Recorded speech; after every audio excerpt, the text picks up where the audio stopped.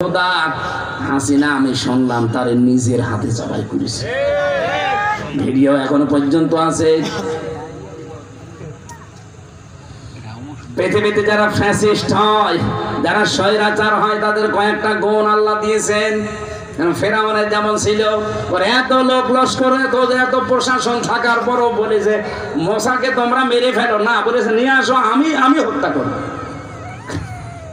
এদের ভেতরে আল্লাহ এটা তৈরি করে দেয়। যখন মানুষ ফ্যাসিস্ট হয়ে যায়, স্বৈরাচার হয়ে যায়, সীমা লঙ্ঘন করে, তখন আল্লাহ পাক তাকে অপমানজনক শাস্তি দেওয়ার জন্য এই কাজগুলো করার সুযোগ করে দেয়। তামাম দুনিয়া তখন তাকে ঘৃণা করে। এই তথ্যটা আছে সূরা আলে ইমরানের, ইন্নামা নুমলি লাহুম লিয়াজদাদু ইসমা ওয়া লাহুম আযাবুম মুহিন। অবশ্যই ওদের পাপের বোঝা যখন পরিপূর্ণ হয়ে যায়, তখন আমি আল্লাহ ওই লোকটাকে অপমানজনক শাস্তির ভেতরে ফেলে দেই। নয়তো কোন কারণে বলেন নিজে বুকের উপরে পা দিয়ে নিজে জবাই করতে যাবে বলেন? আর লোক ছিল না দেশে?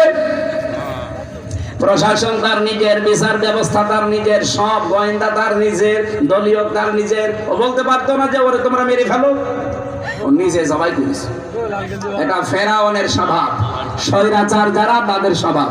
এটা তো আমি বানাচ্ছি না, আমি বানালে আলেমরা ছেড়ে দিত আমারে। 2 নম্বরেও বলেছিল আমি কেন মোসাকে হত্যা করব জানো?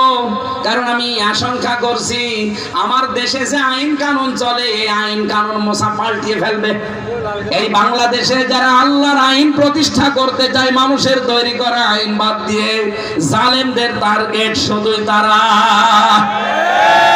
এই জন্য দেশে আল্লাহর আইন যারা কায়েম করতে চাইতো, তাদের 11 জনকে ফাঁসি দিয়েছে। এই কথা বলেন না কেন?